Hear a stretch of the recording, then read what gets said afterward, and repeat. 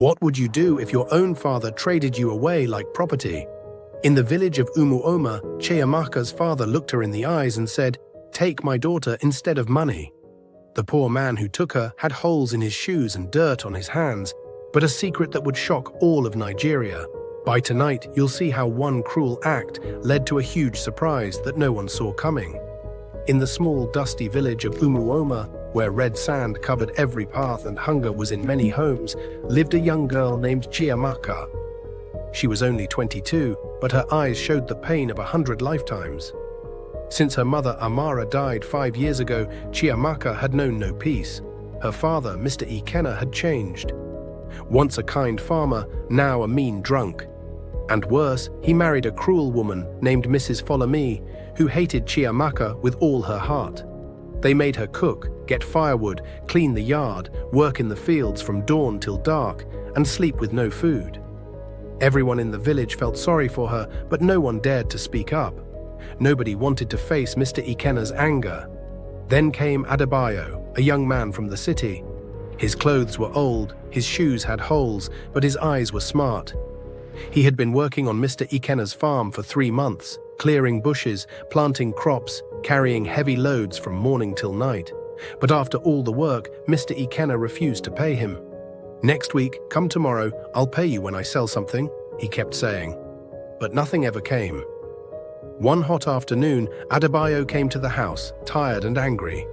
"Sir, please, I need my money today," he said. Mr. Ikenna scratched his head and looked around. His eyes fell on Chiamaka, who was sweeping the yard with a tired face. Then he laughed in a mean way. "You want money?" he asked. "Yes, sir, I worked for 3 months, please pay me," Adebayo replied. "Well, take that girl instead," Mr. Ikenna said, pointing at Chiamaka. Adebayo was confused. "Take who?" "My daughter, she's good for nothing. Let her go with you to the city. That is your payment." Chiamaka's heart broke. She dropped the broom and looked at her father. "Daddy, please, no." "Shut up," he shouted. "You should be happy someone wants you." Mrs. Follow-me folded her arms and smiled. "Good, let her go, one less mouth to feed." Chiamaka fell on her knees, begging, crying, shaking her head. But nobody cared, nobody listened. Adebayo looked at her. She was broken, but still very pretty. Not just on the outside, but something in her spirit touched him. "She's beautiful," he said under his breath. "What did you say?" Mr. Ikenna asked. "I'll take her," Adebayo replied. Just like that, Chiamaka's life changed. With tears in her eyes, she packed her clothes inside a black plastic bag. Nobody hugged her, nobody prayed for her. Her little half-brother, Chidi, stood behind the house, crying as he waved goodbye. And Chiamaka followed Adebayo to the city. The journey to the city was long and tiring. The bus passed through many towns, trees, and dusty roads. Chiamaka sat close to the window, staring outside. She wasn't sure how to feel. She had just left the only home she knew, even though that home was full of pain. She had no idea where she was going or what would happen next. But deep inside her heart, she prayed quietly, "Lord, please don't let this man be mean like my father. Please give me peace. I'm tired." Adebayo didn't say much during the journey. He just kept looking straight ahead, thinking deeply. Every now and then, he would glance at her and sigh. She looked so tired, so small, like someone who had carried too much pain on her shoulders. Finally, they reached the city. Everything looked different. Tall buildings, cars with bright lights, people walking fast, noise everywhere. Chiamaka held her bag tightly, trying not to look lost. She had never been to the city before. They took a small 3-wheeled taxi to the end of a quiet street. Adebayo paid the driver, then led her down a short path lined with flowers. Then he stopped in front of a big black gate. He knocked. A few seconds later, the gate opened slowly. Chiamaka gasped. Her mouth opened, but no words came out. The yard was wide and clean. The main house was painted white and looked like something from a movie. Flowers were neatly planted by the walkway, and there was even a small fountain in the corner. They passed the main house and stopped at a small but neat building behind it. It had 1 bedroom, a sitting room, a small kitchen, and a bathroom. It was called the boys' quarters. "This is where I live," Adebayo said with a smile. Chiamaka looked around. The place was clean and peaceful. I just got a job a few days ago as a security guard, he continued. The owner of the house is very kind. She gave me this place to stay for free. Chiamaka looked at him, surprised. Really? Yes, he nodded. She lives in the main house with her only son. She said I can stay here as long as I keep the yard safe. Chiamaka looked at the small house again. It wasn't as big as the main building, but to her it felt like a palace. It had a roof that didn't leak, a door that locked, and a bed with clean sheets. It was far better than the mat she used to sleep on in the kitchen back home. She smiled faintly for the first time in a long time. If this is God's plan for me, then so be it, she said quietly. Adebayo looked at her. Are you okay with it? She nodded. Yes, I have peace. I've not felt this in a long time.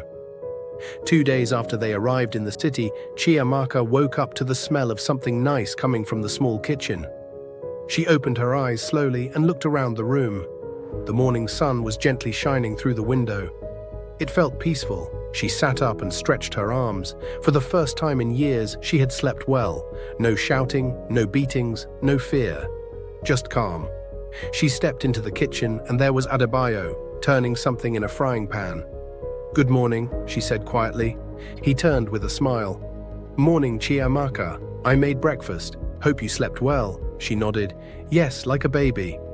They both laughed lightly. After breakfast, Adebayo said, Get dressed. I want you to meet someone.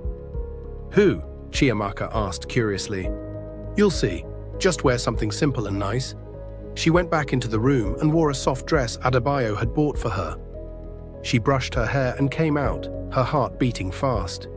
They walked out of the boys' quarters and followed a short path that led to the main house. When they got there, the tall black door opened and a graceful woman in her late 50s stood at the door. She had kind eyes and a calm air about her. Good morning, Ma, Adebayo greeted. Morning, Adebayo. And who's this beautiful young lady? This is Chiamaka, my wife, Adebayo replied. Mrs. Olaniyi looked at Chiamaka with warm eyes.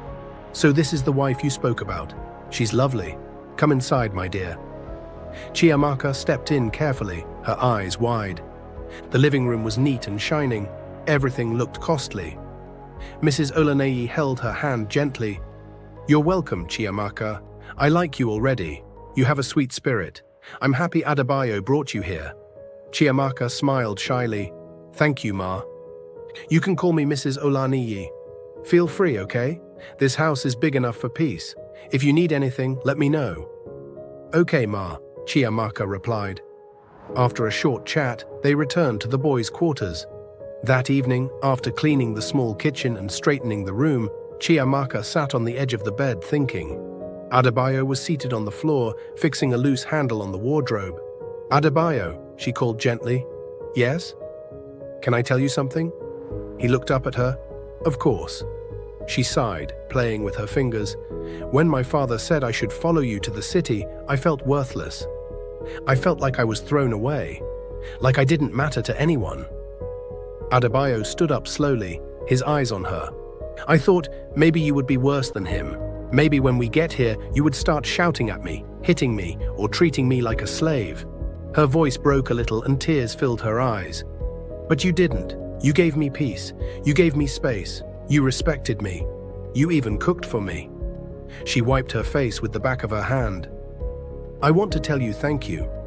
I don't regret coming here anymore. I'm no longer angry that my father gave me to you. I now believe maybe this was God's plan. Adebayo sat beside her and took her hand slowly. I would never hurt you, Chiamaka.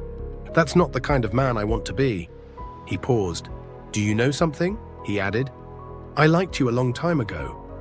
The very first day I saw you on the farm. Chiamaka looked at him with surprise. I wanted to talk to your father, but I was scared. I thought he would reject me, insult me, or even chase me away because I had nothing. He smiled gently, but that day, when he told me to take you instead of paying me, I was shocked, yet deep inside I was happy. It felt like a door had opened. Chiamaka looked down. I don't love you yet, Adebayo. I know, he said quickly, and I'm not rushing you, she nodded slowly. But I like how you treat me. Like I matter, like I'm not a mistake, like I'm a queen. He smiled wider. That's because you are, Chiamaka. You're a queen. You've just been hidden in the wrong palace. Chiamaka laughed softly, wiping another tear. For the first time she felt seen, and though love hadn't fully entered her heart, something beautiful had already begun to grow. Respect, peace, and trust. A month later, life was already beginning to shine brighter for Chiamaka. Every day she cooked in the boys' quarters and tried new recipes. She had even written some meals down in a small notebook Adebayo gave her. Her confidence was growing. One sunny afternoon, as she was helping Mrs. Olanayi carry some groceries into the house, the woman called her gently. Chiamaka, come sit with me for a minute. Chiamaka wiped her hands and sat beside her. Mrs. Olaniyi smiled. Do you know Adebayo told me something sweet about you? Chiamaka looked at her, confused but curious. Ma? Yes, Mrs. Olaniyi nodded. He said you're a great cook, and I agree. You have been helping around, and I see your heart. You are humble and hardworking. Thank you, Ma, Chiamaka said shyly. Mrs. Olaniyi continued, my cook has traveled overseas with her family, and now I need someone I can trust to take her place. And I've been watching you closely, my dear. I believe you are the right person. Chiamaka's mouth opened in shock. Her eyes began to water. Ah, Ma, thank you so much. You're so kind. God will bless you. I don't even know what to say. Mrs. Olanayi patted her hand. You deserve it. You're a good girl. Still shaking with joy, Chiamaka wiped her face quickly. Ma, can I tell you something? Of course, my child. I've been looking for a way to earn money, not just for clothes or anything else. I want to go to school. I want to further my education and go to university. Mrs. Olaniyi's face lit up right away. You want to go to university? Yes, Ma, I stopped after high school because of family issues. But I love learning. I really want to go back. Mrs. Olaniyi reached over and gave her a warm hug. My child, I love education. I love girls that love school. That is a beautiful dream, and I'm proud of you. Chiamaka felt her heart swell with happiness. Thank you, Ma. Thank you so much. As soon as she finished helping in the kitchen, she rushed back to the boys' quarters, her slippers making soft sounds as she ran. Adebayo, Adebayo, she shouted with excitement. He came out of the room surprised. What is it? Why are you shouting like that? Adebayo, you won't believe what just happened, she said, smiling from ear to ear. Mrs. Olaniyi said I should become her new cook. Wait, really? Adebayo asked, his eyes wide. Yes. And she said she'll be paying me every month. I also told her that I want to go to university, and she was so happy. Adebayo pulled her into a hug. That's my wife, my working wife. Chiamaka laughed, blushing. Ah, Adebayo, don't start. No, I mean it, he said, holding her hands. You've come a long way, from the village to the city, from tears to smiles, from being rejected to being celebrated. She nodded, still smiling.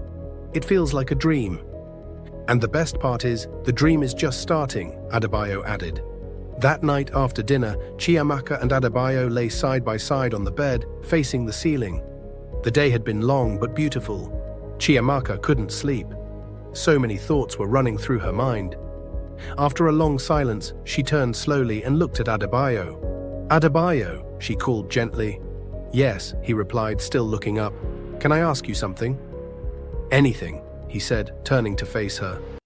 Chiamaka took a deep breath. Why haven't you, touched me since I came here? Adebayo blinked, surprised. He didn't expect that question. Chiamaka continued, I mean, we're married. If it was another man, maybe he would have done it the first night I entered this house. Adebayo sat up slowly and leaned against the wall. His voice was calm. You're right, Chiamaka. Many men would have done that, but I'm not just any man. I didn't bring you here to use you, he said. I brought you here to love you, to care for you, to protect you. He paused for a moment, then looked into her eyes. You've been through so much already. I see the pain in your eyes sometimes, even when you smile. I don't want to add to that pain. Chiamaka's eyes began to water. Adebayo continued, I want you to be ready. I want you to love me first. Then, when your heart is at peace, you can willingly give yourself to me. Not because you feel forced, not because you feel like you owe me. He held her hand gently. I know you've never been with any man before in your life. You've carried shame, rejection, and fear for too long. That night your father gave you away like you were nothing. It broke something inside you. Chiamaka looked down, her heart beating fast. But Chiamaka, you are not nothing. You are everything. You are strong. You are special. And when that time comes, when your heart says yes, not because of pressure, but because of love, then I'll be ready too. Tears rolled down Chiamaka's cheeks. She had never heard such words in her life. You really mean all this? She asked quietly. I do, he said. I want you to feel safe with me, Chiamaka. This marriage must be built on love, not fear. She wiped her tears, smiling softly. Thank you, Adebayo, she whispered. You've changed my life in so many ways. I thought all men were like my father, but you're different. Adebayo leaned closer and kissed her forehead gently. Sleep well, my queen, he said. Chiamaka lay back down, her heart full of peace. For the first time, she felt truly safe in the arms of a man, not just a husband, but a friend. Just 2 days after Chiamaka started working as a cook in the main house, something strange happened. That morning, she was in the kitchen making Mrs. Olanaye's favorite vegetable soup. She had just finished cutting the green leaves when the kitchen door opened. She turned to see a tall, handsome young man standing by the door, staring at her. It was Tunde, Mrs. Olanaye's only son. He looked shocked for a second, then smiled and said, Damn, you are so beautiful. Chiamaka stood still, surprised. My mum told me about you, he continued, walking slowly into the kitchen. She said you were smart, humble, and beautiful, but honestly, I thought she was just joking. Until now. He placed his hand on the counter and looked at her from head to toe. Wow, girl, you are so damn hot. I think God created you on a Sunday morning. He must have taken his sweet time with you. Chiamaka felt uncomfortable. She looked down quickly and tried to focus on her cooking. Good afternoon, sir, she said quietly, trying to ignore his words. Tunde laughed and waved his hand. Come on, don't call me sir. I'm just a little boy, you know. You can call me Tunde. Chiamaka shook her head. No, sir, I can't. It's not proper. He smiled again. You're so polite. I like that. She didn't reply. She just continued cooking in silence. After a few more minutes, Tunde left the kitchen, still smiling. When Chiamaka finished her work that evening, she returned to the boys' quarters. Adebayo was waiting for her outside, sitting on a wooden bench. Welcome, my queen, he said cheerfully. How was work today? Chiamaka sat beside him, her face a little worried. Adebayo, something happened today. He turned to her quickly. What is it? Are you okay? Yes, I'm fine, but your boss's son, Tunde, came into the kitchen. Okay, Adebayo said, watching her closely. He was saying things that made me uncomfortable. He told me I'm beautiful, that God created me on a Sunday morning, and that I should stop calling him sir and call him by name instead. Adebayo frowned slightly, but then gave a small smile. Ah, that Tunde, he's a funny guy. That's how he jokes. Chiamaka didn't smile. Adebayo, I didn't like the way he was looking at me, like I'm something to eat. Adebayo laughed softly and touched her hand. It's okay, my beautiful wife. Don't let it bother you. Tunde is harmless. He just likes talking. He doesn't mean anything bad. Chiamaka looked into Adebayo's eyes. Are you sure? I'm sure, he said gently. But if he ever crosses the line, just tell me. I'll protect you always. She nodded slowly. Okay, if you say so. He smiled and kissed her forehead. You're safe with me, Chiamaka, always. But deep inside, Chiamaka still felt something wasn't right. There was something in Tunde's eyes that made her uncomfortable, something she couldn't explain. A few days later, Chiamaka was in the kitchen again, making lunch. She didn't know that someone had been watching her from the corner. It was Tunde again. He entered the kitchen slowly and leaned against the door. You know, he said with a smile, there's something special about the way you cook. Chiamaka turned and greeted him. Good afternoon, sir. He ignored the greeting. Chiamaka, I've been thinking. I don't want to waste time. Let me go straight to the point. She paused and looked at him, wondering what he meant. Tunde walked closer, lowered his voice and said, "I like you. I mean it. You're beautiful, smart and hardworking. And I'm not just saying it to flatter you. I want you to be my girl." Chiamaka blinked in shock. "Sir?" He smiled. "Yes. Listen, I'll change your life. I'll send you to school, not just any school. I'll sponsor you to study abroad if that's what you want. London, Canada, anywhere. I'll give you a new phone, clothes, money, everything you need. You'll never have to struggle again." Chiamaka stood still, speechless. Tunde stepped even closer. "You're wasting your time with that poor security man. What is he doing for you?" "Nothing. I can tell my mom to fire him today or pay him off. Just say yes to me, my love, and your life will never be the same." Chiamaka took a deep breath and stepped back slowly. "With all due respect, sir," she said, her voice calm but firm, "I am not interested." Tunde raised an eyebrow. "What?" "I am focused on my marriage, my work, and my dream to go to school. I'm not going to throw that away for quick pleasure." He laughed loudly. "Marriage? Don't tell me you're calling that thing with Adebayo a marriage. You should be ashamed. At your age, you should be in school or dating someone like me, not a broke security guard." Chiamaka held her ground, her voice steady. "I am not ashamed. I'm proud of my husband. He treats me with respect and love. He doesn't have much now, but I know one day God will answer his prayers and make him a wealthy man." Tunde scoffed. "You're dreaming, girl."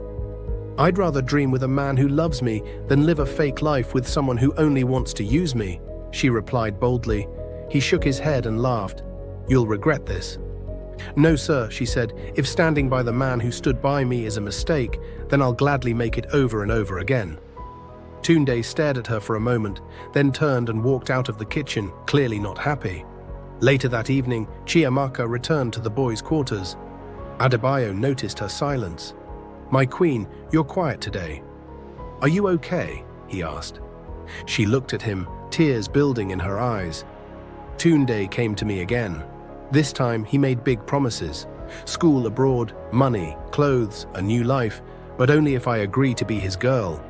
Adebayo stood up slowly, his fists tight. "He said he can pay you off or tell your mother to fire you just to take me for himself," Chiamaka added. Adebayo's eyes darkened with anger, but he calmed down when he saw her face. "What did you tell him?" he asked gently. "I told him no. I told him I am not interested. I told him I believe in you, in us. I know one day God will bless you." Adebayo looked at her, touched beyond words. He pulled her close and held her tightly. "Thank you, Chiamaka. Thank you for standing by me." She smiled, wiping a tear from her cheek. "You stood by me first, now it's my turn." That night, they prayed together before sleeping. The next day, Chiamaka woke up early, but her heart was heavy. She was tired of pretending, tired of smiling, when deep down she was uncomfortable. Tunde's words kept ringing in her head. She had tried to ignore him. She had tried to keep it to herself. But now she had had enough. She walked straight to the main house and knocked gently on the door. Mrs. Olaniyi opened the door, smiling as usual. "Chiamaka, my daughter. Good morning. Hope you slept well." "Good morning, Ma," Chiamaka said, looking down. Mrs. Olaniyi noticed the change in her face and invited her in. "What's wrong, Chiamaka? You don't look like yourself." Chiamaka took a deep breath. "Ma, I came to talk to you. Please don't be angry." Mrs. Olaniyi sat down slowly. "Of course not, my dear. Talk to me." "It's about your son, Tunde." Mrs. Olaniyi looked surprised. "Tunde, what about him?" Chiamaka's voice was calm but serious. "He has been bothering me, saying things that make me very uncomfortable, promising me money, telling me to leave my husband and be with him. He said he'll send me abroad and give me a better life if I agree." Mrs. Olaniyi's mouth opened slightly in shock. "He even said he'll pay Adebayo off or get him fired just so he can have me," Chiamaka added, her voice shaking a little. "Ma, I respect you. I respect this house, but I can't keep quiet anymore." Mrs. Olaniyi sat back and folded her arms. After a long silence, she said softly, "Chiamaka, you're a beautiful and wise girl. You deserve a better life. Maybe my son just sees your potential. Maybe you should give him a chance." Chiamaka's eyes widened. Ma? Mrs. Olaniyi looked serious now. Look, I'm not saying you should leave your husband just like that, but just think about it. We can give you everything you want, education, comfort, even your husband will benefit. We can pay him off to walk away. This is a good chance for you. Chiamaka stood up slowly. Her hands began to shake, but her voice remained steady. With all due respect, Ma, I am not that kind of woman. Mrs. Olaniyi was silent. I didn't come here to sell myself. I didn't marry Adebayo because of money. I married him because when the world turned its back on me, he stood by me. When my own father gave me away like a bag of yam, he gave me dignity. Tears filled her eyes, but she didn't stop. Ma, I'll rather quit this job than be with someone I don't love. I will never betray my husband. Never. Mrs. Olaniyi opened her mouth to speak, but Chiamaka raised her hand politely. I'm sorry, Ma, but I'm done here. If your son doesn't stop all this nonsense, we'll leave this house. I won't stay where I'm disrespected. She turned around and walked out quickly, wiping her tears as she marched back to the boys' quarters. After Chiamaka stormed out of Mrs. Olaniyi's house, her heart was burning. She couldn't believe what just happened. How could a woman like that, someone she respected, try to buy her like a loaf of bread? How could she act like love had no value? She wiped the tears from her face as she walked back to the boys' quarters with strong steps. Her chest was rising and falling. She was angry, hurt, but more than anything, she was sure of one thing. She loved Adebayo. When she entered the room, she saw something that made her stop completely. Bundles of money, lots of it, right there on the small table in the corner. She froze, her mouth opened in shock. Adebayo, what's going on? Where did you get this money from?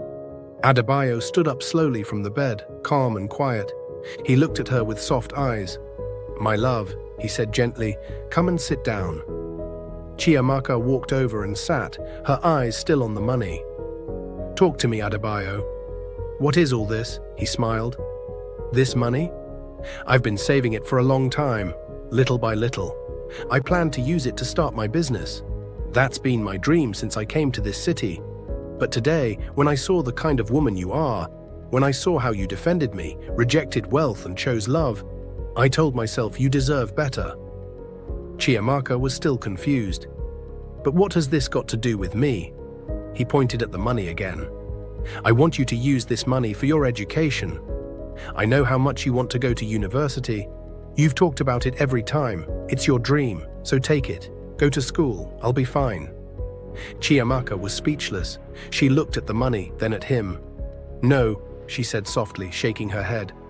I'm serious, Chiamaka, he said again. And I'm serious too, she replied, standing up. No, Adebayo, never. Adebayo was shocked. Why? Chiamaka's voice was full of passion now. This is your dream, Adebayo. You saved this money with sweat and hard work. You wanted to start a business. And now you want to throw it away because of me. But I love you. And I love you too, she interrupted, her eyes now full of tears again. That's why I want us to use this money wisely. Let's rent a small room outside this compound. Let's start a business together. You can run it. I'll help you cook and manage it. When it starts growing, I'll go to school. One step at a time. Adebayo stood there, staring at her like he was seeing her for the first time. You want us to leave this house? Yes, Chiamaka said firmly. I don't want to stay here anymore, not with your boss and her son treating us like we are nothing. We deserve peace. Even if it's small, let it be ours. A shop, a rented room, a new start. That's what I want. Adebayo walked to her, took her hand slowly and shook his head in wonder. Chiamaka, you are not just beautiful. You are wise, you are special. You are everything I prayed for. She smiled through her tears. And you are the only man I want.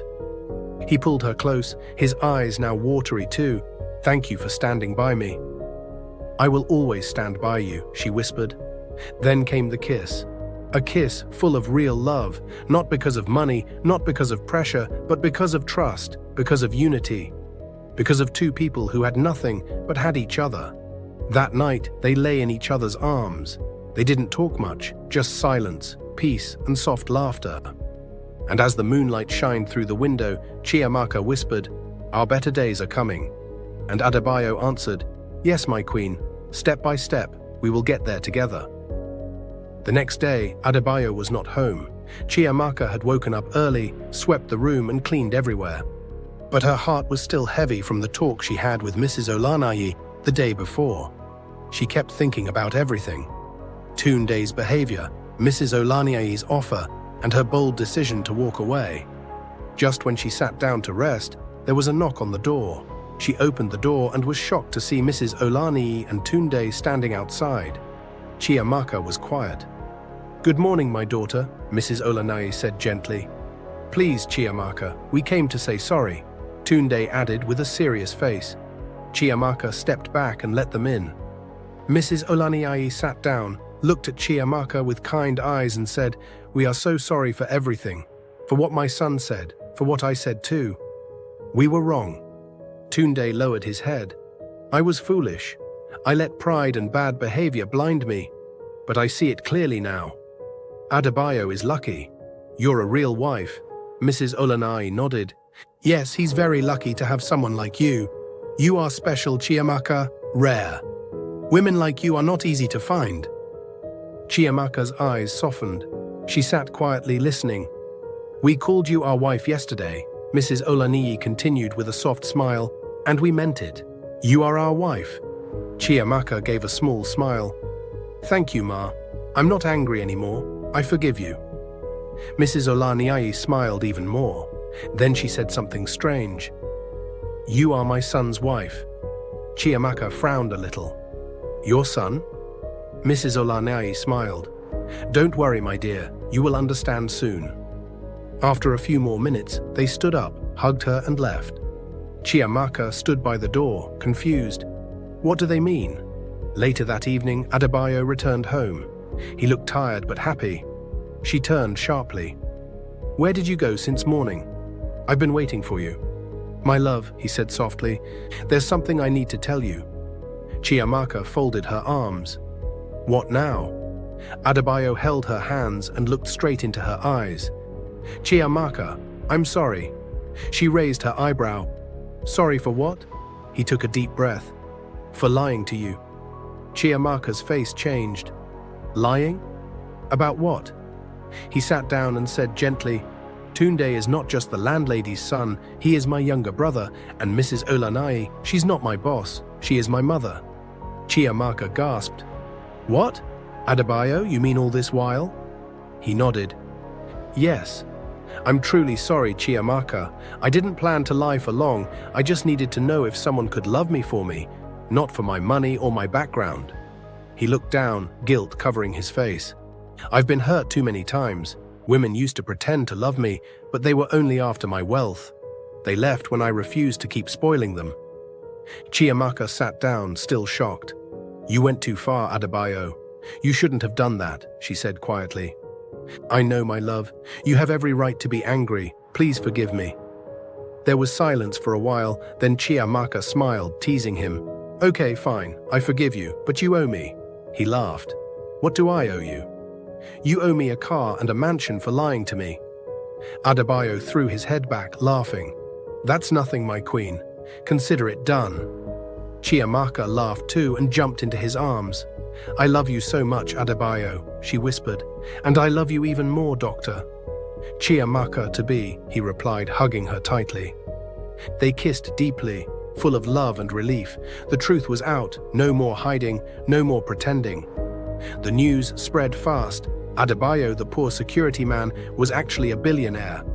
When Chiamaka's father heard the news, he almost choked on his palm wine. His eyes turned red with shock. He picked his phone and called Chiamaka right away. "My daughter, please forgive me," he said in a humble voice. "I was blind. I didn't know God had blessed you like this." Chiamaka was silent. "I want your stepsister to come and stay with you in the city. Things are hard here." Chiamaka sighed and spoke calmly. "With all due respect, sir, never." "Chiamaka, please. I forgive you, but I want to stay far away from you and your wicked wife. I'm at peace now. I suffered too much under your roof." Her voice became sharper. "If you ever need help for something important, you can call me. But please don't call me for nonsense and take good care of your miserable wife." She hung up and dropped the phone. Then she looked up and said, "Thank you, Jesus, for bringing Adebayo into my life." Years later, Chiamaka wore her white coat and walked across the graduation stage. She was now a real doctor. Adebayo was the loudest in the crowd. "That's my wife. Come here, you beautiful big woman." After the ceremony, he hugged her tightly. "I'm so proud of you, baby. You are mine forever." She smiled. "Thank you for believing in me. Thank you for believing in me," she said, hugging him. "Thank you for everything. Honey, you are the world's best husband." He smiled. "And you are my forever queen." One peaceful afternoon, Adebayo took Chiamaka on a quiet drive. They entered a big estate and stopped in front of a huge white mansion with golden gates. Chiamaka looked around. "Why are we here?" Adebayo smiled and brought out a bunch of keys. "This is your mansion, my queen," Chiamaka screamed. "Adebayo, stop playing. I'm serious. I promised you a car and a mansion, and here they are." She hugged him, laughing and crying at the same time. "I also have good news," she said, stepping back. "What is it?" he asked, smiling. "I went for a test last week. I'm 3 months pregnant." Adebayo stood still. Then he shouted, "Chiamaka, are you serious?" "Yes," she laughed. "We're going to have a baby." He lifted her off the ground and spun her around joyfully. "God, thank you. I will spoil you and our baby forever." He knelt and kissed her stomach. "My baby, Daddy loves you already." Chiamaka smiled with tears in her eyes. "From being rejected to becoming royalty," she said truly, "my name is Chiamaka." Please tell me, are you enjoying the story? If so, tell me what lessons have you actually learned? I would really love to hear your comments in the comment section down below. And remember to support this channel, please subscribe, like the video, comment, just say something, even a word could literally mean a whole lot. So I want you to tell me what lessons have you learned from this story. Trust me, these are situations that most people actually go through. I'm sure some of you that are watching this story have actually gone through this situation. So I want to hear from you. I want to hear how you dealt with the situation that you were faced with. Chiamaka thought the lies were over. She thought love had finally brought her peace. But inside the marble mansion, she now called home. Someone was watching, someone who didn't want her there. And just as her belly began to grow with new life, a voice from her past returned, one that once destroyed her spirit. Her father. In the mansion atop Banana Island, where air smelled of jasmine and success, Chiamaka stood by the window. Her hand rested on her growing belly as she watched the morning sun paint the sky gold. It had been 6 months since she discovered the truth, that Adebayo, the man she thought was a poor security guard, was actually a billionaire testing her love. 6 beautiful months of peace, of building their dream, of preparing for their baby. At 32 weeks pregnant, Chiamaka glowed. Her skin was smooth and bright, her eyes sparkled with joy, and her heart was full. She had everything: a husband who adored her, a career as a doctor, a mansion that looked like something from a movie, and soon a baby. "Good morning, my queen," Adebayo's voice came from behind her. He wrapped his arms around her, his hands gently touching her belly. Chiamaka smiled and leaned back against his chest. "Morning, my love. The baby was kicking all night." Adebayo chuckled. "That's my champion, already training to be great." He kissed her neck softly. "What would you like for breakfast? I can make your favorite pancakes." Chiamaka turned to face him, her eyes full of love. "I've been craving Mom's special jollof rice since yesterday." Adebayo raised an eyebrow. "At 7 a.m. Jollof rice?" Chiamaka nodded, rubbing her belly. "Your son wants jollof rice, not me." "So now he's my son when he wants something strange, huh?" Adebayo laughed. They walked hand in hand to the kitchen. Their home was large but warm. Pictures of them hung on the walls: their wedding day, Chiamaka's graduation, their baby shower last month. Everything was perfect. While Adebayo was preparing breakfast, Chiamaka's phone rang. She picked it up without checking who was calling. "Hello?" There was silence for a moment, then a deep voice spoke. "Chiamaka, my daughter." Chiamaka froze. It was her father, Mr. Ikenna. She hadn't heard his voice in months, not since she'd refused to take in her stepsister. "What do you want?" Her voice was cold now. Adebayo looked up quickly, concern in his eyes. "My daughter, please. We need your help," Mr. Ikenna said, his voice breaking. "Your stepmother is very sick. We've been to many hospitals, but they all need money we don't have." Chiamaka's heart raced. The woman who had treated her like a slave was now sick and needed her help. "How much do you need?" Chiamaka asked flatly. 5 million naira for the surgery," her father replied quickly, "but that's not all. We've lost the house. The bank took it last week. We have nowhere to go." Chiamaka closed her eyes. Memories flooded back, the beatings, the hunger, the insults, the day her father gave her away like she was nothing. "I'll call you back," she said, and hung up. Adebayo was already by her side. What happened? Who was that? Chiamaka looked up at him, tears filling her eyes. "My father, my stepmother is sick, and they've lost their house." Adebayo's face darkened. "And now they remember they have a daughter." Chiamaka nodded slowly. "They need 5 million naira for her surgery." Adebayo scoffed. "After everything they did to you? After how they treated you like nothing?" Chiamaka walked to the window again, her mind racing. "I know, Adebayo, but what, Chiamaka? Don't tell me you're thinking of helping them." Chiamaka turned to face him. "They're still family, Adebayo, no matter what they did." Adebayo shook his head in disbelief. "Family? Did they act like family when they made you sleep hungry? When they gave you away like you were nothing?" Chiamaka's tears fell freely now. "I'm not doing it for them, Adebayo. I'm doing it for me, for our child. I don't want to carry hate in my heart." Adebayo walked to her slowly and held her hands.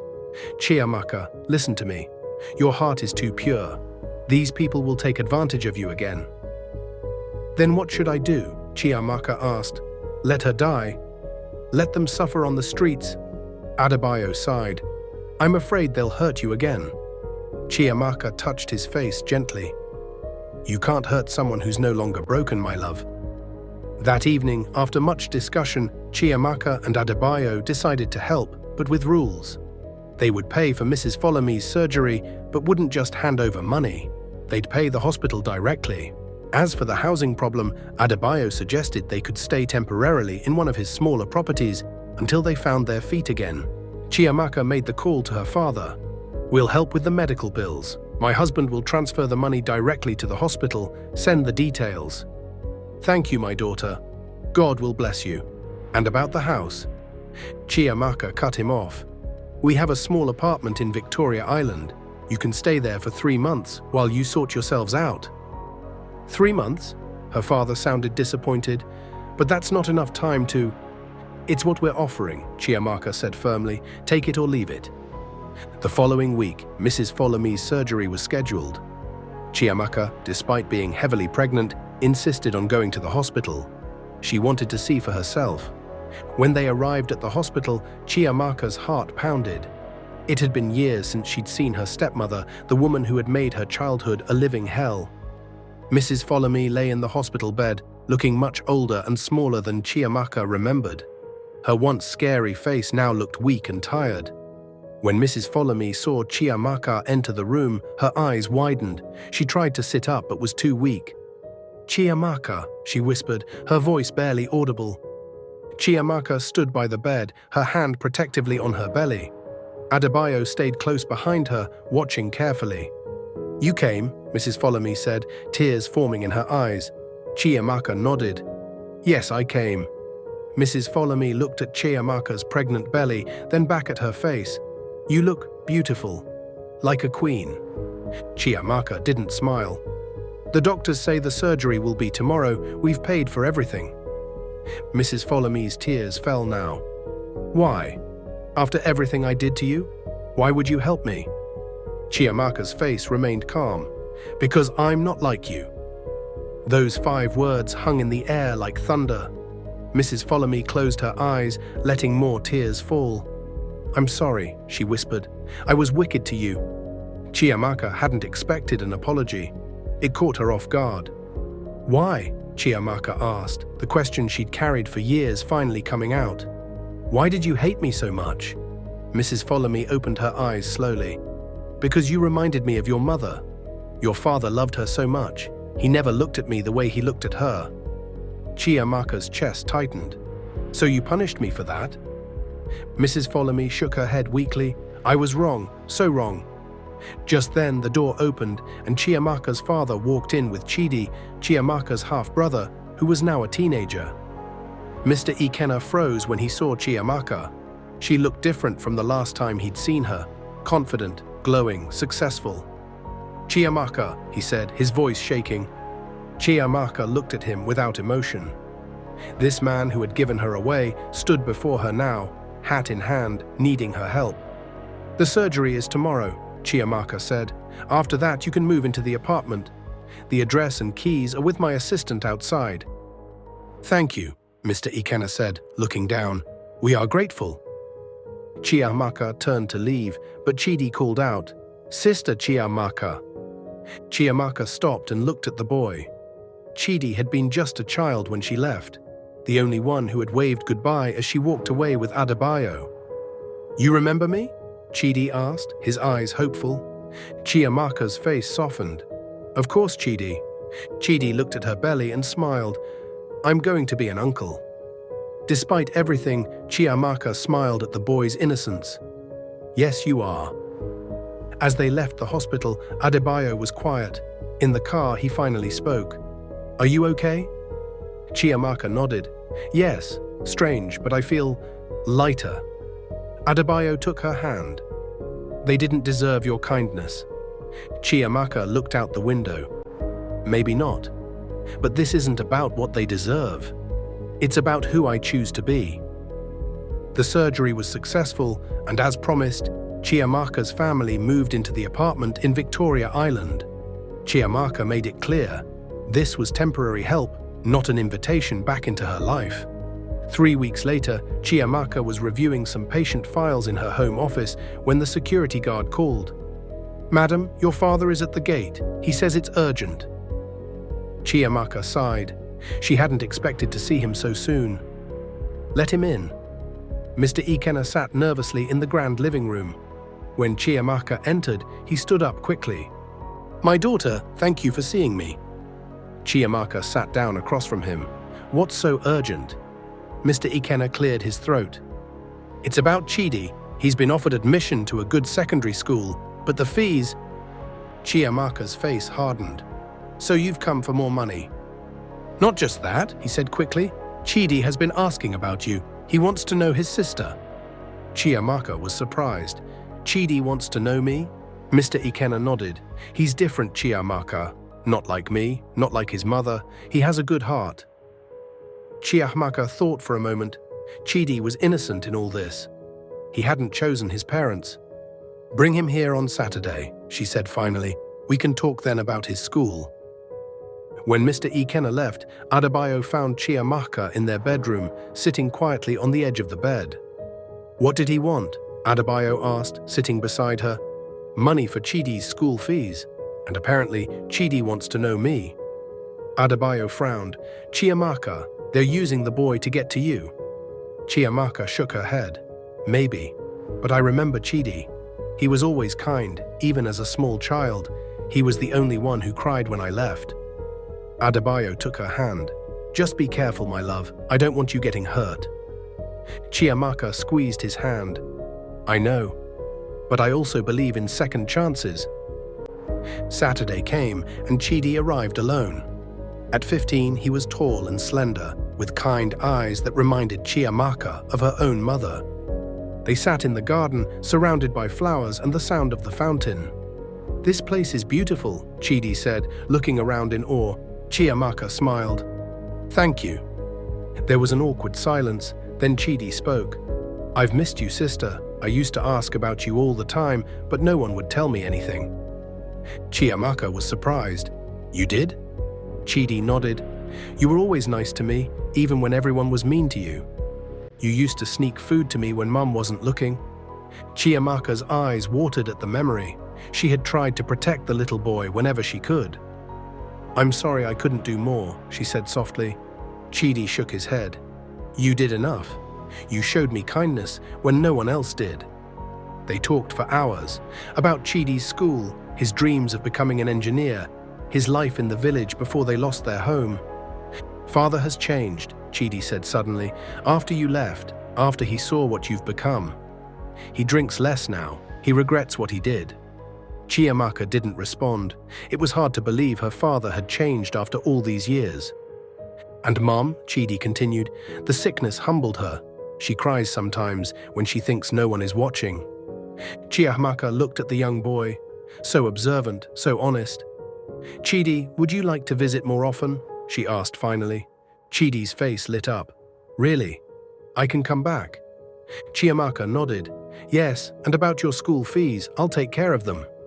Chidi's eyes filled with tears. "Thank you, sister. I promise I'll make you proud." That night, as Chiamaka and Adebayo lay in bed, she told him about her day with Chide. "He's a good boy, Adebayo. Different from his parents." Adebayo stroked her hair. "I trust your judgment, my love. If you say he's good, then he is." Chiamaka placed Adebayo's hand on her belly. "Our baby will need family, Adebayo. Not just us, but others too. I want our child to know love from many places." Adebayo nodded slowly. "But what about your father and stepmother? Do you want them in our child's life too?" Chiamaka was quiet for a moment. "I don't know yet, but with Chidi, I'm sure." The next few weeks were busy. Chiamaka was preparing for the baby, finishing up work at the hospital before her maternity leave, and checking on Chidi's school arrangements. One evening, as she was reviewing some documents, her phone rang. It was her father again. "Chiamaka, your stepmother wants to see you. She's not doing well," he said, his voice urgent. Chiamaka frowned. "What do you mean?" "The doctors said the surgery was successful." "It was, but there are problems now. Please, she's asking for you." Chiamaka looked at Adebayo, who had heard the conversation. He shook his head slightly, suspicious. "I'll come tomorrow," Chiamaka said, and hung up. Adebayo was worried. "Chiamaka, you're 8 months pregnant. You shouldn't be stressing yourself with these people." Chiamaka touched his face gently. "I know you're concerned, my love, but I need to do this. For me." The next day, Adebayo insisted on driving Chiamaka to the apartment. When they arrived, Mr. Ikenna was waiting outside. "She's inside," he said, leading them in. Mrs. Follow-Me was lying on the couch, looking pale but not as sick as Chiamaka had expected. Adebayo's suspicion grew. "What exactly is wrong with her?" he asked directly. "The doctors say there's a problem with her heart now," Mr. Ikenna replied. "She needs another surgery." Chiamaka looked around the apartment. It was in good condition, but she noticed several new items: a large television, new furniture, expensive curtains. "You've been busy shopping," she remarked coldly. Mr. Ikenna looked uncomfortable. "These are small comforts, my daughter. Your stepmother needed them to recover." Chiamaka walked closer to Mrs. Follow-Me. "Is it true? Do you need another surgery?" Mrs. Follow-Me looked away. "The doctors say my heart is weak." Adebayo stepped forward. "Which hospital? Which doctor? We'll go there now and speak with them." Mr. Ikenna stuttered. "Well, we haven't." Adebayo's face hardened. "You haven't been to any doctor, have you?" The truth dawned on Chiamaka. They were lying, trying to get more money from her. The disappointment was overwhelming. "Let's go, Adebayo," she said quietly, turning to leave. "Wait, Chiamaka, please," her father called out. "We need help. The 3 months are almost up. Where will we go?" Chiamaka stopped and turned slowly. "You haven't changed at all, have you? Still trying to use people? Still lying? Still looking for easy money?" Mrs. Follow-Me sat up now, dropping the sick act. "You think you're better than us now? With your rich husband and big house? Don't forget where you came from, girl." Chiamaka laughed bitterly. "Oh, I will never forget where I came from, or what you did to me." She walked closer to them, her voice calm but firm. "You have 2 weeks left in the apartment. After that, you're on your own." "But where will we go?" her father asked desperately. Chiamaka shrugged. "The same place you expected me to go when you gave me away like a bag of yam." As they walked out, Chiamaka felt a sharp pain in her abdomen. She gasped and held on to Adebayo. "Chiamaka, what's wrong?" Adebayo asked, alarmed. "The baby," she whispered, clutching her belly. "Something's wrong." Adebayo lifted her quickly and rushed to the car. As they sped toward the hospital, Chiamaka's pain got worse. "Hold on, my love," Adebayo said, his voice tense. "We're almost there."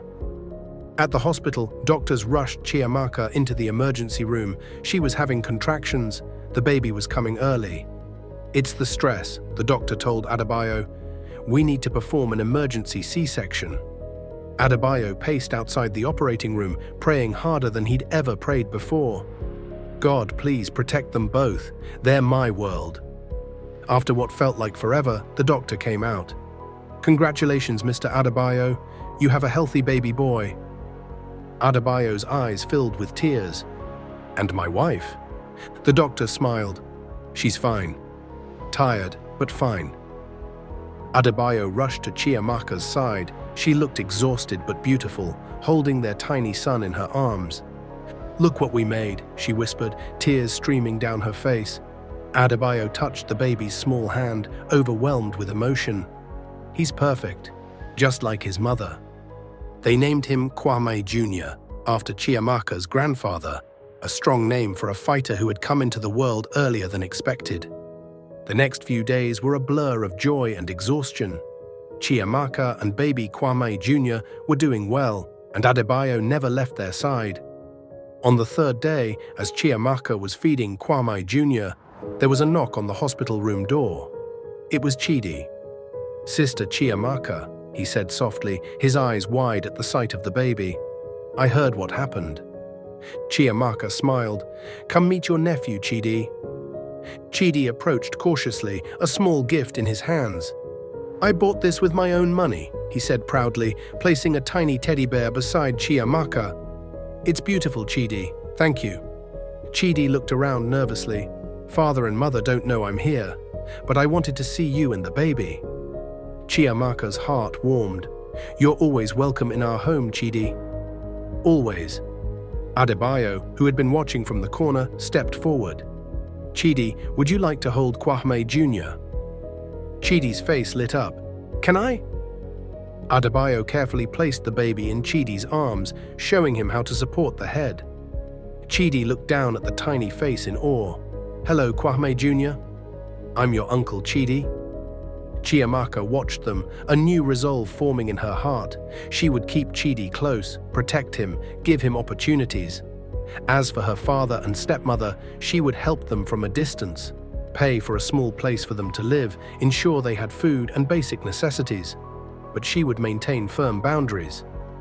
2 weeks later, Chiamaka and Adebayo brought Kwame Jr. home. Their mansion was filled with joy, with visitors coming to congratulate them and see the baby. One afternoon, as Chiamaka was resting in the nursery, watching Kwame Jr. sleep, Adebayo came in with a serious face. "Your father is at the gate," he said. "He's alone." Chiamaka sighed. "What does he want now?" Adebayo sat beside her. "Do you want me to send him away?" Chiamaka thought for a moment, then shook her head. "Number, let him in. It's time we settled this once and for all." Mr. Ikenna entered the nursery cautiously. When he saw the baby, his eyes softened. "My grandson," he whispered. Chiamaka stood up. "Why are you here?" Mr. Ikenna looked older than his years, defeated. "Chiamaka, I came to apologize. Truly apologize." Chiamaka crossed her arms. "For what exactly?" "For everything," he said, his voice breaking. "For how I treated you after your mother died, for giving you away, for trying to use you now." Chiamaka was doubtful. "Why should I believe you? You've lied before." Mr. Ikenna nodded sadly. "I know. I've been a terrible father, but seeing you now, seeing what you've become despite me, not because of me, it's made me realize how wrong I was." He reached into his pocket and pulled out a small, worn photograph. It was Chiamaka's mother, Amara, smiling, with a young Chiamaka in her arms. "I kept this all these years," he said, handing it to Chiamaka. "Even when I was at my worst, I couldn't throw it away." Chiamaka took the photo, her hands shaking. She hadn't seen her mother's face in years. "You used to look just like her," Mr. Ikenna continued. "Maybe that's why it hurt so much to see you every day after she was gone." But that's no excuse for what I did. Chiamaka looked at the photo, then at her father. What do you want from me now? Mr. Ikenna looked down. Nothing. We've found a small place to rent in Surulere. Mrs. Folomi's brother is helping us. I got a job as a night watchman. Chiamaka was surprised. You're not asking for money. He shook his head. Number, I just wanted to see my grandson once, and to tell you I'm sorry, even though I know words are not enough. Chiamaka walked to the crib where Kwame Jr. slept peacefully. After a moment, she motioned for her father to come closer. This is Kwame Jr., she said quietly. Mr. Ikenna looked at the sleeping baby, tears in his eyes. He's beautiful. They stood in silence, 3 generations in one room. Finally, Chiamaka spoke. I won't invite you into my life, not now, maybe not ever. But for Kwame Jr., Esake, and for Chidi's, I won't shut the door completely. What does that mean? Her father asked. It means you can see Kwame Jr. sometimes, with us watching. It means I'll continue to help Chidi with his education. It means I won't leave you on the streets. Mr. Ikenna nodded, wiping his tears. Thank you, it's more than I deserve. As he turned to leave, Chiamaka called out, And father? He stopped. Yes? If you ever lie to me again, if you ever try to use me or my family, that's it. No more chances. He nodded solemnly. I understand. After he left, Adebayo held Chiamaka close. Are you okay? Chiamaka looked at the photograph of her mother, then at her sleeping son. Yes, she said softly. For the first time in my life, I feel like I'm truly free. Free from the past, free from hate, free from pain. Adebayo kissed her forehead. You've broken the cycle, Chiamaka. Your son will never know the pain you knew. Chiamaka smiled through her tears. Our son will know only love, and he'll learn that true strength comes not from wealth or power, but from kindness and forgiveness. As the sun set over their home, casting golden light through the nursery window, Chiamaka felt complete. The journey from the dusty village of Umuoma to this moment had been long and painful, but necessary. She had gone from being the girl no one wanted to the woman who had everything: love, success, family, and most importantly, peace. Thank you, God, she whispered, looking at her husband and child. Thank you for turning my pain into purpose, my tears into triumph. And somewhere she felt her mother Amara smiling down on her, proud of the queen she had become. The baby's heartbeat is dropping, the doctor shouted as Chiamaka's vision blurred. Blood soaked through the hospital sheets. Adebayo gripped her hand, crying out, Please God, don't take my family away. Then came the flatline. Nurses screamed, doctors moved fast. Adebayo stood frozen in fear as the monitors fell silent. We're losing them both. And just like that, everything went black. Will Chiamaka and her baby survive? Find out in part 3. If you made it to the end of part 2 of this thrilling story, then all I can say is congratulations and thank you. These videos really take a lot of time to make. But you guys' support really keep me going. Comments below and share this video with your friends and family. Also, like and subscribe to the channel so that you'll be the first to be notified when I drop a new video. 5 years ago, something almost took everything from Chiamaka. She had just given birth, and Adebayo stood beside her, holding her hand. But suddenly, the baby's heartbeat is dropping, the doctor shouted. Blood soaked through the hospital sheets. Chiamaka's eyes rolled back. Her body went cold. Adebayo screamed, Please God, don't take my family away. Then, silence. The flatline, the panic, the darkness. But just when everyone thought it was the end, a baby's cry broke the silence. And then Chiamaka's heartbeat returned. Now, 5 years later, that baby is running through a mansion filled with laughter, light, and the smell of pancakes. Kwame Jr., be careful with that, Chiamaka called out as her 5-year-old son zoomed through the living room, a toy airplane in hand, making engine noises with his mouth. I'm a pilot, Mommy. I'm flying to London. Kwame Jr. shouted back, his eyes bright with imagination. Chiamaka couldn't help but smile. Kwame Jr. had his father's sharp eyes and her stubborn spirit. He was smart, curious, and sometimes too brave for his own good. Even pilots need to be careful around expensive vases, Adebayo said, walking in with a cup of coffee. He scooped Kwame Jr. up with one arm, making the boy squeal with delight. "Daddy, put me down. I'm on a mission," Kwame Jr. protested, though he was laughing. Adebayo kissed his son's forehead. "What's the mission today, champion?" "I'm going to rescue Uncle Chidi from school. It's Saturday, he shouldn't be there." Chiamaka and Adebayo exchanged amused glances. Uncle Chidi had become Kwame Jr.'s hero. Now 20 years old and in his second year at the University of Ibadan studying engineering, Chidi visited every weekend. Kwame Jr. looked forward to these visits more than anything. "Uncle Chidi has a big test on Monday, remember?" "He needs to study," Chiamaka explained gently. Kwame Jr.'s face fell. "But he promised to teach me how to build a robot." Adebayo put Kwame Jr. down and knelt to his level. "Tell you what, champion, let's start building the robot today, and when Uncle Chidi comes tomorrow, you can show him what you've done." Kwame Jr.'s eyes lit up again. "Really? Can we use the special tools in your workshop?"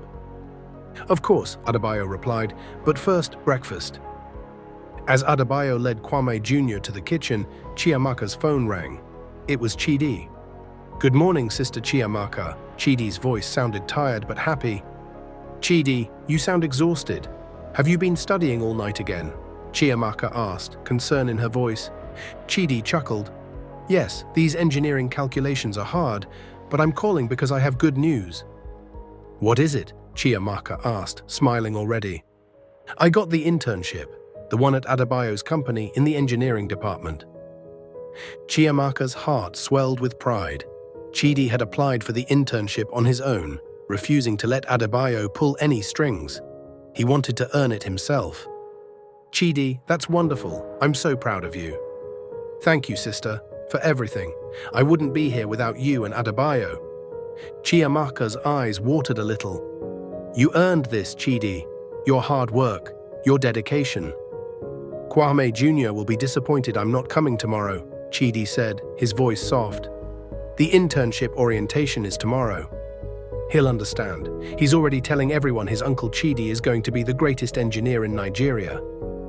They both laughed. After the call ended, Chiamaka walked to the kitchen where Adebayo and Kwame Jr. were making pancakes. Adebayo was allowing Kwame Jr. to pour the batter, resulting in oddly shaped pancakes that looked nothing like circles. "Look, Mommy, I made a pancake shaped like Africa," Kwame Jr. announced proudly. Chiamaka looked at the misshapen pancake and smiled. "It's beautiful, my love." As they sat down to eat, Adebayo noticed Chiamaka's thoughtful expression. "Everything okay with Chidi?" he asked quietly. Chiamaka nodded. "He got the internship. He starts tomorrow." Adebayo smiled. "I heard.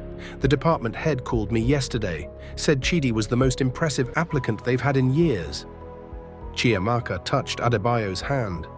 "Thank you for giving him the opportunity." Adebayo shook his head. "I didn't give him anything. He earned it. If anything, my company is lucky to have him." Kwame Jr., oblivious to the conversation, was busy drowning his pancakes in syrup. "Slow down with that syrup, champion," Adebayo cautioned. "But it tastes better with more," Kwame Jr. argued, his mouth already sticky. Chiamaka laughed. These simple moments of family breakfast, of ordinary conversations, of sticky syrup and misshapen pancakes, they were precious beyond words. Later that afternoon, as Adebayo and Kwame Jr. were in the workshop building their robot, Chiamaka was in her home office reviewing patient files. As the head children's doctor at one of Lagos's top hospitals, she balanced her time between work and family. Adebayo had insisted on building her a state-of-the-art home office so she could spend more time with Kwame Jr. The security guard's voice came through the intercom. "Ma, there's a woman at the gate, says she's your stepmother." Chiamaka froze. She hadn't seen Mrs. Follow-Me in over 3 years. After Kwame Jr.'s birth, Chiamaka had kept her promise, helping her father and stepmother with basic needs, but keeping them at a distance. Her father visited occasionally to see Kwame Jr., always supervised, always respectful of the boundaries Chiamaka had set. But Mrs. Follow-Me had never once asked to visit. Did she say what she wants? Chiamaka asked. No, Ma, just says it's important. Chiamaka sighed. Let her in. She walked to the living room, her heart racing slightly. Through the large windows, she could see Mrs. Folami walking up the path to the house. She looked older, thinner, her once proud shoulders now slightly bent. The housekeeper opened the door and Mrs. Folami stepped inside. Her eyes widened as she took in the grandeur of the house. Chiamaka, she said, her voice softer than Chiamaka remembered. Mrs. Folami, Chiamaka replied formally. Please, sit. Mrs. Folami sat on the edge of the sofa, looking uncomfortable in the luxurious surroundings. Would you like some water? Tea? Chiamaka offered, more out of politeness than warmth. Water, please, Mrs. Folami replied. After the housekeeper brought water, Chiamaka sat across from her stepmother. What brings you here after all this time? Chiamaka asked directly. Mrs. Folami took a sip of water, her hands shaking slightly. Your father is sick, she said finally. The doctors say it's cancer, advanced. Chiamaka's heart sank. Cancer? What kind?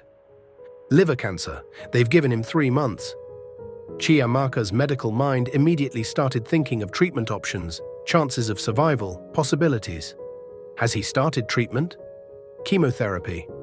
Mrs. Folami shook her head. The doctors say it's too late for that. They can only make him comfortable now. Chiamaka was silent for a moment. Her father, for all his faults, was still her father. The man who had once carried her on his shoulders before life and alcohol had hardened him. Where is he now? Chiamaka asked. At home. He doesn't know I'm here. Chiamaka raised an eyebrow. You came without telling him. Mrs. Folami looked down. He's too proud. Even now, he's too proud to ask for help. But he talks about Kwame Jr. in his sleep. About you too. He has regrets, Chiamaka. Many regrets. Just then, the door to the workshop opened and Kwame Jr. came running in, a half-assembled robot in his hands. Mommy, look what I... He stopped when he saw the stranger. Chiamaka beckoned him closer. Kwame Jr., come here, love. Kwame Jr. approached cautiously, standing close to his mother. Kwame Jr., this is your grandmother, Chiamaka said, the words feeling strange in her mouth. Mrs. Folami's eyes filled with tears as she looked at the boy. He had Chiamaka's eyes, the same eyes that had once looked at her with fear and later with defiance. Hello, Kwame Jr., Mrs. Folami said softly. Kwame Jr. looked up at his mother, then back at the woman. I have a grandmother, like my friends at school. Chiamaka nodded. Yes, love. Kwame Jr. tilted his head. But where have you been? My friends' grandmothers give them cookies and tell them stories. Mrs. Folami's face showed shame. I've been away. Kwame Jr. thought about this. Then, with a child's simple acceptance, he held out his robot. Look what I'm building with Daddy. It's going to walk and talk. Mrs. Folami looked at it with interest. That's very clever. You must be a smart boy. I am, Kwame Jr. said proudly. Uncle Chidi says I'm a genius. Uncle Chidi, Mrs. Folami asked, looking at Chiamaka. Chidi visits often. He's at university now, engineering, Chiamaka explained. Mrs. Folami nodded with a small smile. He always was a bright child. Kwame Jr., now bored, turned to Chiamaka. Can I go back to Daddy now? We're making the robot's arms next. Chiamaka nodded, and Kwame Jr. ran back to the workshop. After he left, Mrs. Folami wiped away a tear. He's beautiful, Chiamaka, so full of life. Thank you, Chiamaka said simply. Your father would love to see him, one last time. Chiamaka's defenses rose. Is that why you're here? To use his illness to get access to Kwame Jr.? Mrs. Folami shook her head firmly. Number I came because I thought you should know about your father. What you do with that information is your choice. Chiamaka studied the woman. The years had softened her, or perhaps it was the grief in her eyes. I'll need to speak with Adebayo, Chiamaka said finally, and I'll want to see the medical reports. Mrs. Folami nodded. Of course, I brought them with me. She handed over a folder. Chiamaka took it and stood up. Wait here. She found Adebayo in the workshop, helping Kwame Jr. attach small motors to the robot's arms. "Adebayo, can I speak with you privately for a moment?" Adebayo noticed the seriousness in her voice and nodded. "Kwame Jr., why don't you draw some designs for the robot's face while I talk to Mommy?" Once they were alone in the hallway, Chiamaka explained the situation. "Your father is dying," Adebayo stated, processing the information. Chiamaka nodded. "According to the medical reports, yes. Terminal liver cancer." Adebayo's face was solemn. "What do you want to do, Chiamaka?" Chiamaka leaned against the wall, suddenly feeling tired. "I don't know. Part of me wants to say it's not my problem, after everything he did." Adebayo placed his hands on her shoulders. "But the other part? The other part remembers the father who taught me to ride a bicycle, who used to sing to me at night, before my mother died, before everything changed." Adebayo pulled her close. "Whatever you decide, I'm with you, always." Chiamaka took a deep breath. "I think I need to see him, to know for myself." Adebayo nodded. "Do you want me to come with you?" "Yes," Chiamaka said without hesitation, "but not Kwame Jr., not yet." They returned to the living room where Mrs. Follow-Me was still waiting, her hands clasped tightly in her lap. "We'll come to see him tomorrow," Chiamaka announced. "Just us, not Kwame Jr. I want to see the situation myself first." Relief flooded Mrs. Follow-Me's face. "Thank you, Chiamaka. He'll be grateful, even if he doesn't show it." After Mrs. Follow-Me left, Chiamaka stood by the window, watching the woman walk down the path. So many emotions swirled within her. Wow. Anger, pity, grief for what might have been. Adebayo came to stand beside her. "Are you okay?" Chiamaka shook her head. "I don't know what I feel, Adebayo. I spent so many years being angry at him, then trying to forgive him, then keeping him at a safe distance. And now you might not have the luxury of time," Adebayo finished for her. Chiamaka nodded. "Exactly." The next day, after leaving Kwame Jr. with his nanny, Chiamaka and Adebayo drove to the small apartment in Surulere, where her father and stepmother lived. It was modest but clean, paid for by Chiamaka's monthly stipend. When they entered, Chiamaka was shocked by the change in her father. The once strong, intimidating man was now thin and frail, seated in an armchair, a blanket over his legs despite the warm day. His eyes, however, were still sharp. "Chiamaka," he said, his voice weaker but still carrying the deep tone she remembered. "Father," she replied, stepping closer. "You didn't have to come," he said, trying to sound gruff but failing. "Mrs. Follow-Me told me you were sick." He shot an accusatory glance at his wife. "She shouldn't have bothered you." Chiamaka sat down beside him. "Is it true, the diagnosis?" He nodded once. "Doctors say 3 months, probably less." Chiamaka, in doctor mode now, asked, "Pain management? Are you comfortable?" A flicker of surprise crossed his face at her professional tone.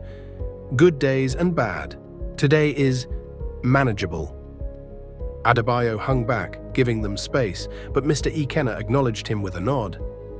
"Adebayo, taking good care of my daughter and grandson?" "Every day," Adebayo replied simply. "Good," Mr. Ikenna said. "She deserves it, always did." The admission hung in the air between them. Chiamaka wasn't sure how to respond. This man, acknowledging her worth, was so different from the father who had once given her away in place of a debt. "I hear Kwame Jr. is 5 now," Mr. Ikenna said after a moment. "Smart boy, they say." Chiamaka nodded. "Very smart and kind." "Like his mother," Mr. Ikenna said quietly. Chiamaka's throat tightened. "Would you like to see him?" "Kwame Jr." The hope that flashed across her father's face was unmistakable, but he quickly masked it. "Only if you think it's right. I wouldn't want to confuse the boy." Chiamaka thought for a moment. "He asked about you yesterday, about his grandfather."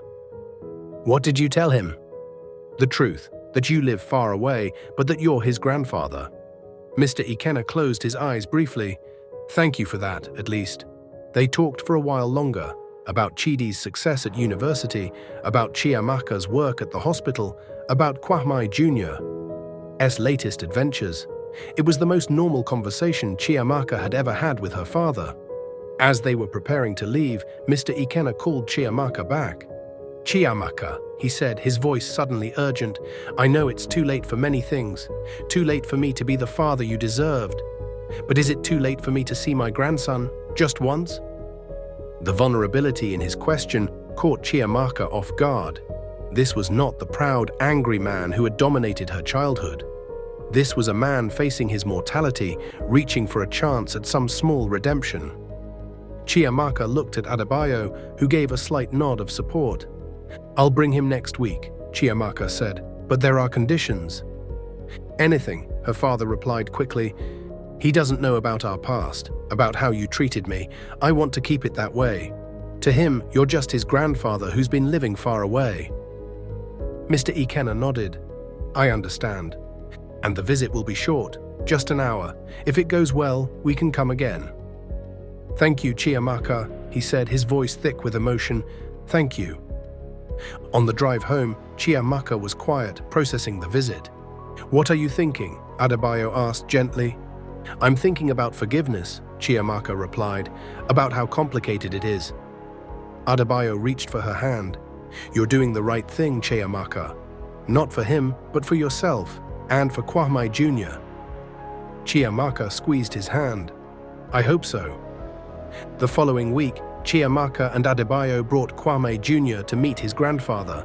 They had prepared him, explaining that his grandfather was very sick and might look different from other grandfathers.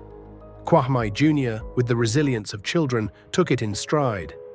"Is he too sick to play Robot Wars?" he asked. Chiamaka smiled. "Yes, love. But you can show him your drawings."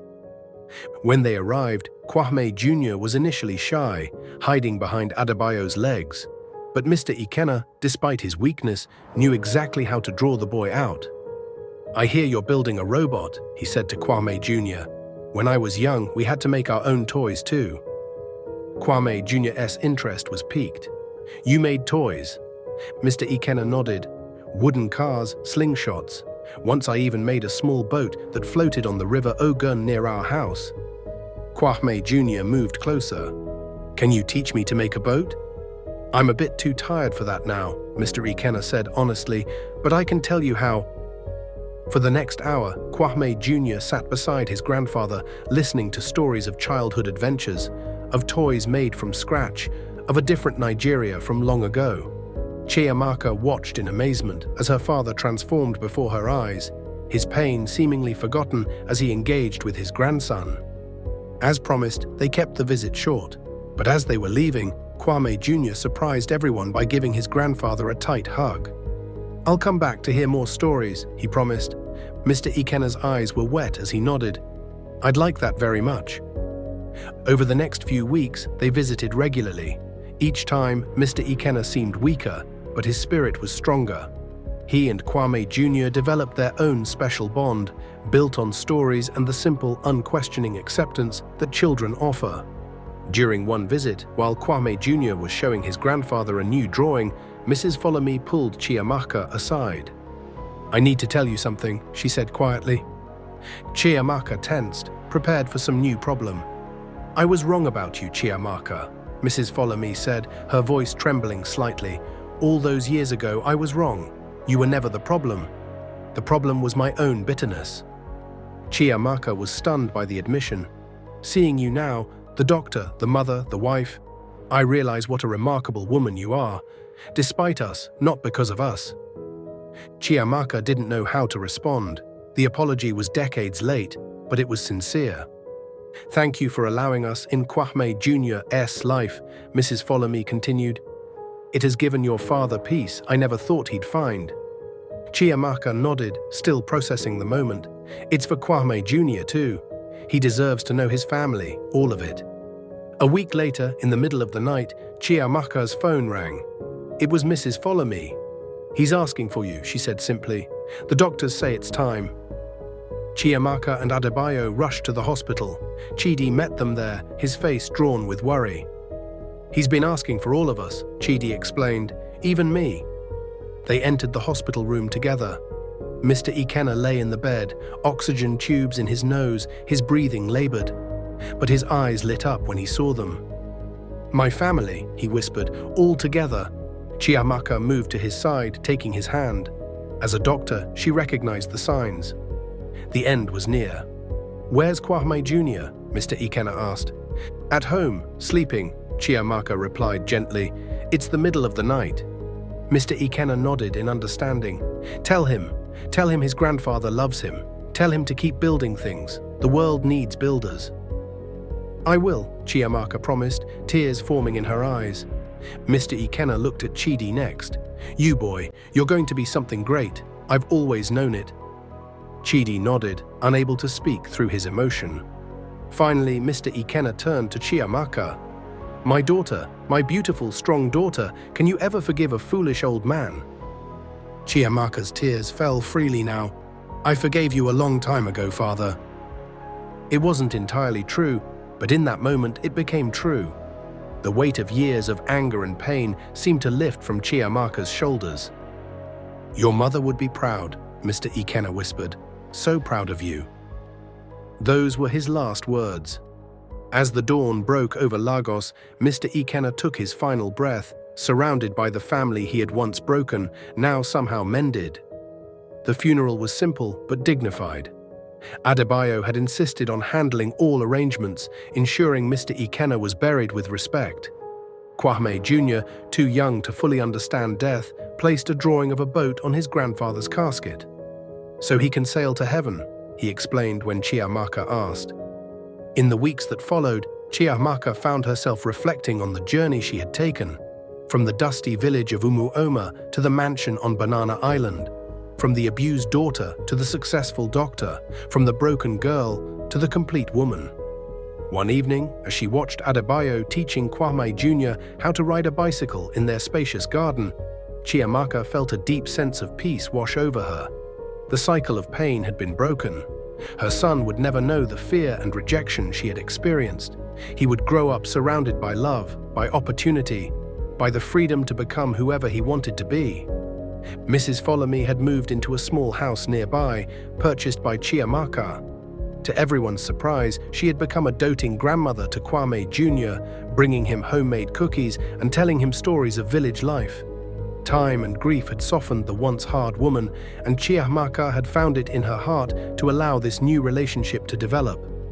Chidi graduated with honors and joined Okafor Enterprises as a full engineer, his talent quickly marking him for leadership. He remained a constant in Kwame Jr.'s life, the beloved uncle who made time every week to build robots, launch rockets, or simply listen to the boys' endless questions. As for Chiamaka and Adebayo, their love had only deepened with time. Adebayo's business continued to flourish, but he always made family his priority. Chiamaka's medical practice focused on bringing quality healthcare to underserved communities, her way of healing not just bodies, but the social wounds she understood all too well. One night, as they lay in bed after a particularly full day, Adebayo turned to Chiamaka. "Do you remember what you said to me all those years ago in the boys' quarters? When you thought I was just a poor security guard?" Chiamaka smiled at the memory. "I said many things. Which one do you mean?" "You said you believed one day God would answer my prayers and make me a wealthy man." Chiamaka laughed softly. "Well, I was right, wasn't I?" Adebayo shook his head. "No, you were wrong." Chiamaka raised an eyebrow. "Oh, how so?" Adebayo pulled her close. "God made me wealthy long before the money came. The day you chose to stand by me, to believe in me, to love me despite having nothing, that's the day I became the richest man in Nigeria." Chiamaka's eyes filled with tears. "And the day you showed me respect and kindness was the day I became a queen. Not because of your money, but because you helped me find my worth." Outside their window, the lights of Lagos twinkled like stars. From the dust of a village to the heights of success, Chiamaka's journey had been one of pain turned into purpose, tears turned into triumph. And as she drifted to sleep in her husband's arms, Chiamaka thanked God for the difficult road that had led her here, to this moment, this life, this love, a love that had been tested by poverty and wealth, by family and forgiveness, by life and death, a love that had emerged stronger through it all. This, she realized, was her true legacy.